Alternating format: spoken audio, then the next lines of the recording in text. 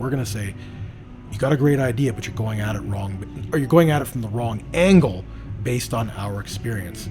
Don't be us, but be a better version of you with the knowledge that you'll learn at our tables. That was it. We just pulled some chairs up to a table and said, come sit if you want to learn more. We will never shit on you. Because that's the only way to, when I'm dead, my money's irrelevant.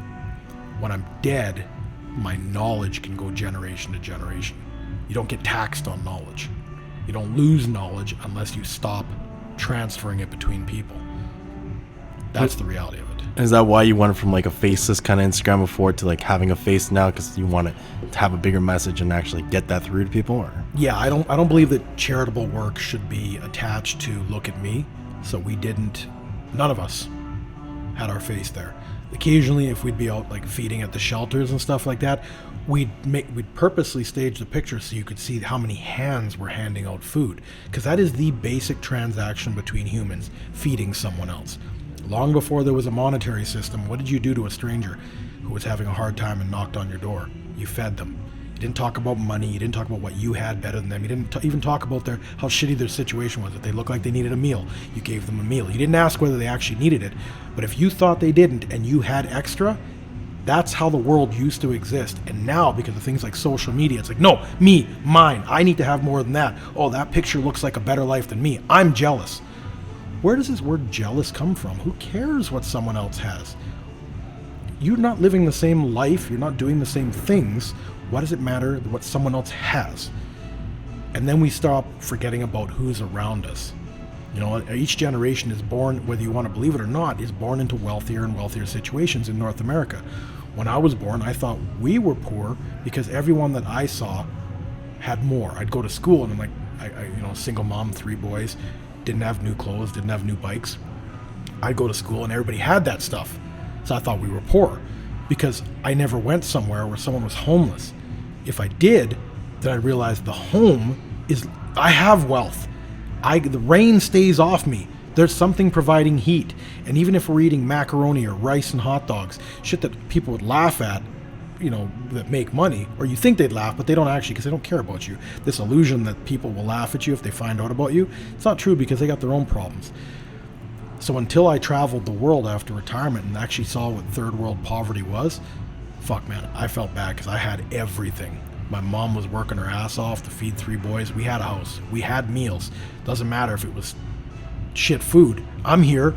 Do I look like I didn't eat well as a kid? Like, it didn't matter. None of that shit mattered.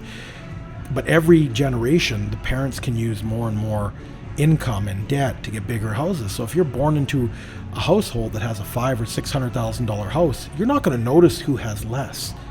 You're only going to notice who has more. So you think you're not doing well. And then social media amplifies that a lot more. Oh my God. Oh my God. I'm so embarrassed to be around my parents. They've only got me a $600,000 house.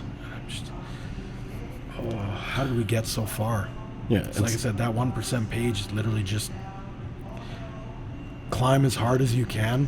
I don't care what anybody says about capitalism. I don't care what anybody says about wealth. The quicker you get there and you have your financial security, the more impact, true impact, not cancel culture, not the bullshit about guilt, shame, and blame. When you have power and wealth, some people use it improperly, but you'll never know the people that are using it for the betterment of the world. This is why I don't like judgments passed. I don't care where you are in your life, but don't judge what I'm doing because you haven't seen it. I don't tell people what it costs monthly to do what we do anywhere in the world, because it would shock you what it costs to even try and do something good for the betterment of people. So that's what the 1% is. The money's irrelevant. I just need people to get to the point where they realize that they're very lucky to have the opportunity to ascend to a level to be called a 1%er. But at the same time, you better give back to the community that you grew your wealth in. And it's so much easier to do it as a team. It's not me versus you. It's actually you and me versus poverty. And we can do anything. Anyone who's done anything big needed a team.